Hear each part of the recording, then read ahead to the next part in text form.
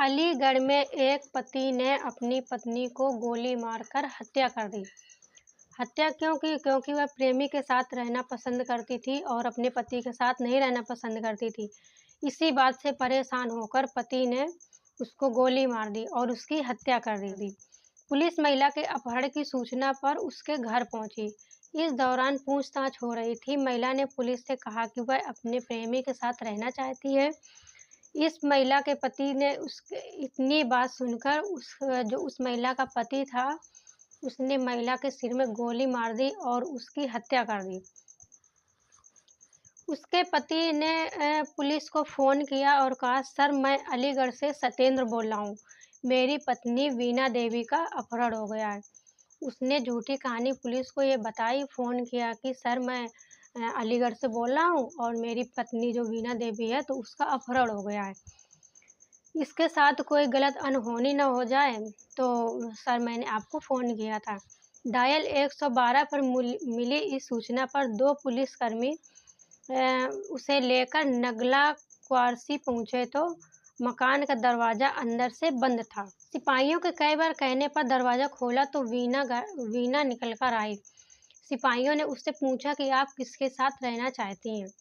तो जवाब मिला, प्रेमी सत्येंद्र के साथ। इतना सुनते ही मकान में दरवाजे के पीछे छिपे वीणा के पति नेमपाल ने महिला के सिर में गोली मार दी। प्रेमी को मारने के लिए तमंचे में दूसरी गोली लोड कर रहा था, तब तक सिपाहियों ने उसको पकड़ लिया। नमस्कार दर्शकों, सच्ची कहानियाँ चैनल में आपका स्वागत है। आज मैं आपको ये सच्ची कहानी सुनाने जा रही हूँ, जो ये अलीगढ़ की है। अलीगढ़ में नगला क्वारसी के नेमपाल सिंह की गाजियाबाद के सिख रोड की वीणा देवी से 17 वर्ष पहले दूसरी शादी की थी। 15 वर्ष का बेटा लविश है। नेमपाल मूल रूप से बुलंदशहर के गांव खुशालगढ़ी का है।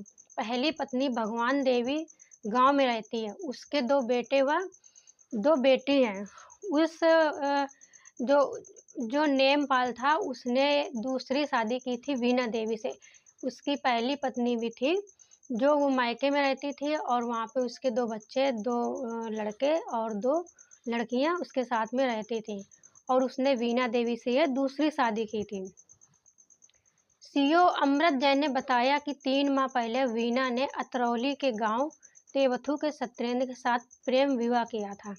दोनों नोएडा में रह रहे थे। सत्येंद्र वहाँ का ठेकेदारी करता था।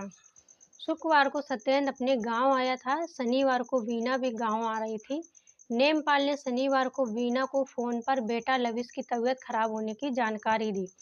वीणा दोपहर 1 बजे नोएडा से बस द्वारा अलीगढ़ पहुंची। क्वारसी चौराहे से उसे नेमपाल अपने साथ ले गया। घर पर बेटा नहीं मिला तो पति से कहा-सुनी हुई। तब उसने बताया कि बेटा जीवन ज्योति अस्पताल में भर्ती है। 1 बजे नोएडा से बस द्वारा अलीगढ़ पहुंची। क्वारसी चौराहे से उसे नेमपाल अपने साथ ले गया। घर पर बेटा नहीं मिला तो पति से कहा-सुनी हुई। तब उसने बताया कि बेटा जीवन ज्योति अस्पताल में भर्ती है। झगड़े के दौरान ही सत्येंद्र ने वीणा को फ़ोन किया। नेमपाल ने फ़ोन रिसीव किया। दोनों कहा-सुनी हो गई। इसके बाद सत्येंद्र ने वीणा के अपहरण व बंधक बनाने की सूचना दी। आरपी पर तैनात पुलिसकर्मी सत्येंद्र को लेकर करीब 2:30 बजे नेमपाल के घर पहुंची। पुलिसकर्मी वीणा से पूछताछ ही कर रहे थे, तभी नेमपाल ने गोली चला दी।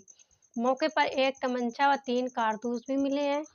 सत्येंद्र ने नेमपाल के विरुद्ध हत्या का मुकदमा पंजीकृत किया है। तो आज की आपको ये सच्ची कहानी कैसी लगी? प्लीज़ कमेंट बॉक्स में ज़रूर बताएं। धन्यवाद।